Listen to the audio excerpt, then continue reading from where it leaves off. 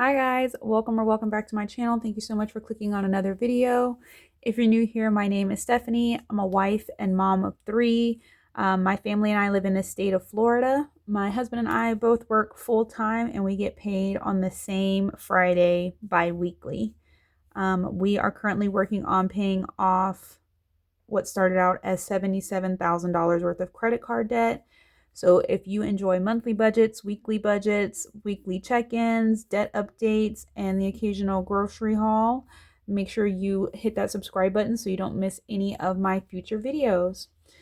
Thank you guys so much for being here today. We're going to do my March monthly budget, and the month of March for us is going to be March 6th through April 2nd.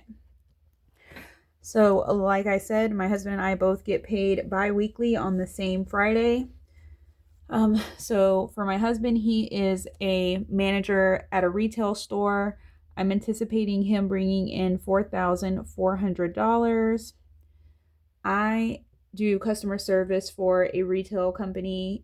I'm anticipating my income to be $3,340. I am anticipating getting a $200 check from YouTube, and we are planning to roll over $725 from our February budget. So all of this is $8,665. Okay, so as far as the bills go, we do have a mortgage.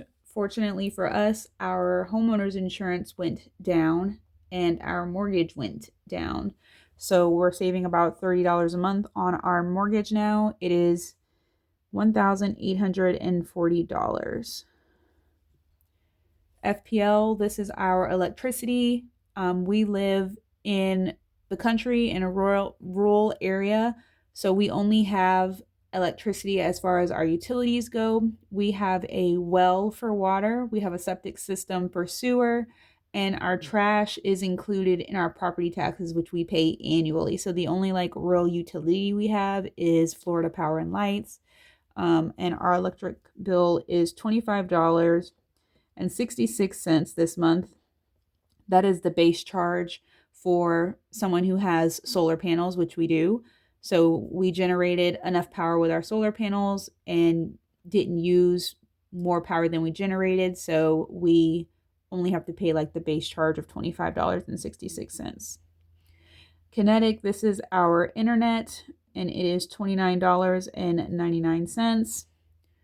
Our cell phones, we have AT&T with 4 lines. We just got AT&T. We've only had one bill, and it was $200, but it was that first bill that has the fees added and all the things. So I'm hoping our bill going forward is $150. We'll have to see. Netflix is $16.97. Our instant ink subscription, we're on the lowest page plan, and it's $1.59. NextGen is a streaming service that we want to cancel but have not been able to do so yet, so we are budgeting $20 for it. Our solar panel payment is $225.19.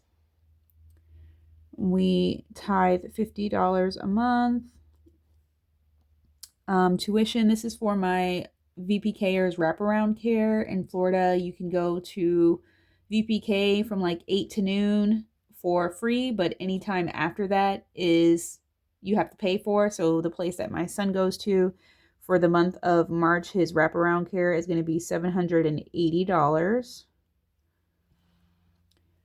Life insurance for my husband and I, we each have a $1 million term policy, which lasts until our youngest son turns 18. So we're only going to have to pay my insurance, just based on the dates of our budget. So that's $36.40. Our ViStar joint credit card, we're going to pay $67. Our Synchrony card, this is our new debt snowball card. We have paid off our Wells Fargo card, which was our current snowball card. We paid them off last month. So now we're moving on to Synchrony.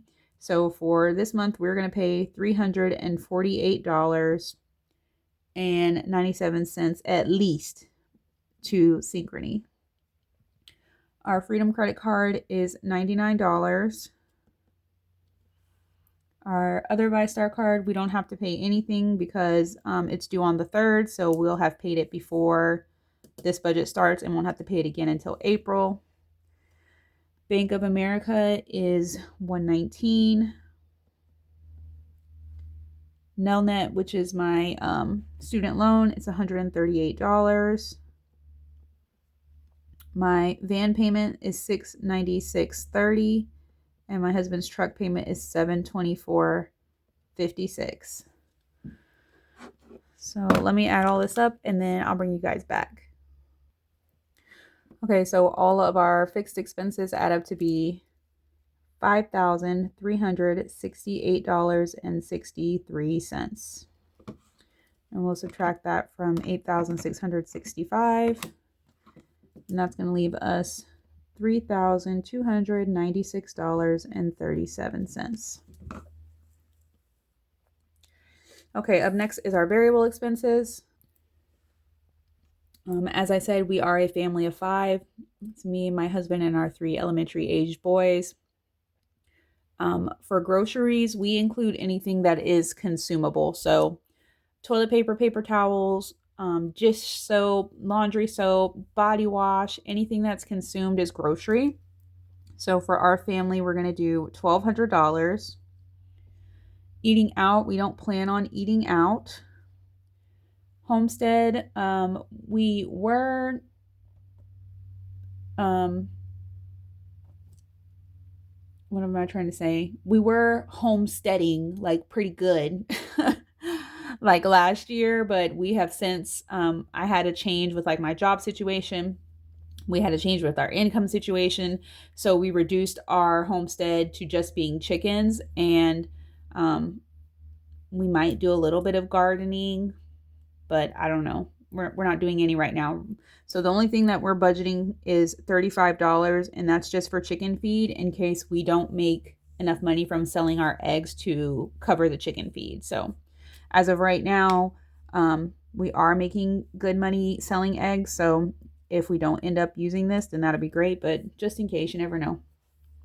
So for kids, we're going to budget $150. March is the month that summer camp registration opens up in our county, and it's usually $50 per kid, or it has been the last 2 summers. I'm not sure if they're going to raise it or not.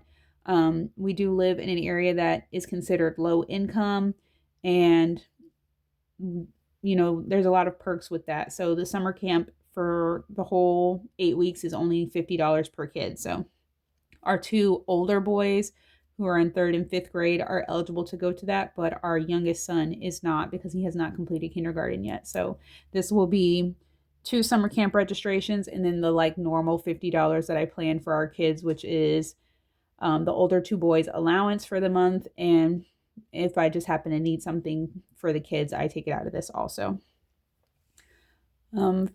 Excuse me. For clothes, we're not planning on buying any clothes. For medical, I do have a prescription for $1.37. Trying to think, I feel like maybe that's April. Carter has a doctor's appointment. We have an HSA now, so for like co-pays, I probably will use the HSA card.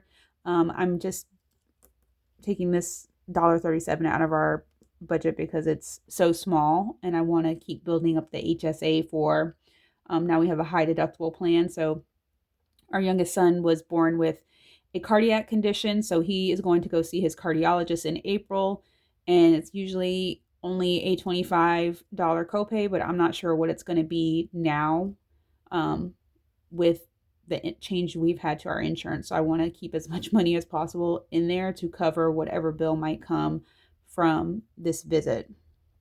Blow money, we're not budgeting anything. My husband and I take our blow money off the top of our paychecks before we deposit them into our joint checking account. So his check is deposited into his personal checking account, and my check is deposited into my personal checking account. And then we transfer a specific amount into our joint checking account. So This would be usually if maybe like we're having a date night or something, we would take it from additional blow money if we like plan for it, or we have a like a wedding to go to and we want to get them a gift or something like that. That's what we would use this blow money line for. Cars, we spend a lot in gas, y'all, because I drive over an hour each way to work. My husband has a truck. So we are budgeting $600 for the month of March for gas. I am going to be off for spring break. Our spring break is March 17th through the 21st. So I did take that whole week off. So I won't be driving to Jacksonville at all that week. No plans to anyways. I'll be saving a lot of gas. So we'll probably be under budget for gas. But I'm just going to leave what we usually budget for a 4-week month for our budget for the gas. Household, we're going to budget $50. We use household for things that are not consumable, that are needs for the household, like a garbage can or a laundry basket, a can opener, things like that. Organization things, anything that is not consumable, that's a need for the household. So we're budgeting $50 for that. And then for unbudgeted, we don't plan anything. We usually don't have anything. I think most things that come up, I can put into one of our categories here. And if it makes it over budget, then it just makes it over budget. Okay, so that's going to be $2,036.37. We'll subtract that from $32.96.37. And that will leave $1,268.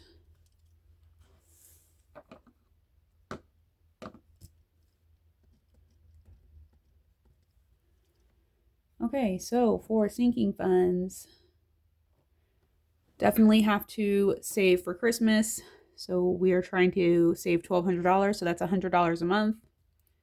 For our emergency fund, I am only planning on putting in $25.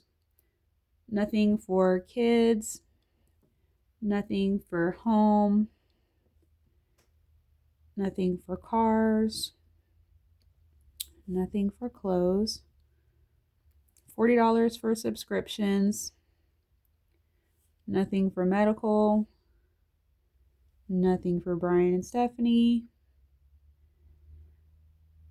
and nothing for homestead.